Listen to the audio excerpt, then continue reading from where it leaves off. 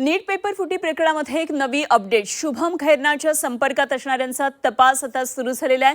तर सोशल मीडियावर संपर्क साधणाऱ्यांचा तपास सुरू आहे. शुभमचं घर, ऑफिस जवळचा सीसीटीव्हीचा सुद्धा तपास केला जातो आहे.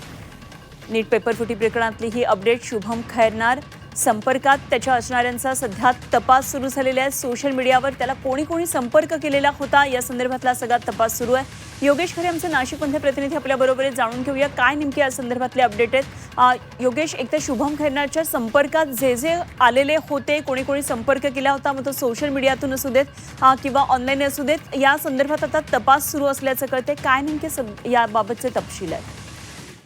खरे शुभम खैरनार हा एका आपण म्हणूया व्यावसायिक स्वरूपाचा पेपर लीक करणारा होता असं हळूहळू लक्षात येत आहे. तो यावर्षी जरी तो समोर आलेला असला तरी तो गेल्या अनेक वर्षांपासून हे प्रकार करत होता हे पोलिसांच्या तपासात दिसून येत आहे.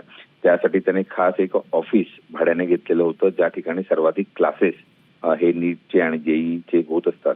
त्या परिसरामध्ये त्याने ऑफिस घेतलेलं होतं आणि त्याने तो सातत्यानं अनेक लोकांना संपर्क करत असे. मात्र त्याला त्याच्या संपर्कात राहणारे सातत्यानं कोण होते, त्याचबरोबर त्याचे कोणते एजंट्स होते याचा पण तपास आता केला जातोय. कारण तो एकटा हे सगळं करू शकत नव्हता, तर त्याची एक मोठी चेन ही असावी असा संशय पोलिसांना आहे. आणि त्या दृष्टिकोनातून सोशल मीडिया त्याचा तपासला जातोय. त्याचे मित्र कोण होते आणि तितकंच नाही तर त्याला कोण कोण भेटत होतं हे पाहण्याचा हे शोधण्यासाठी त्याच्या सीसीटीव्ही सुद्धा आता बघितले जाणार. त्याच्या आजूबाजूच्या परिसरातले सीसीटीव्ही, त्याच्या ऑफिसचे सीसीटीव्ही हे चेक केले जाणार आहे.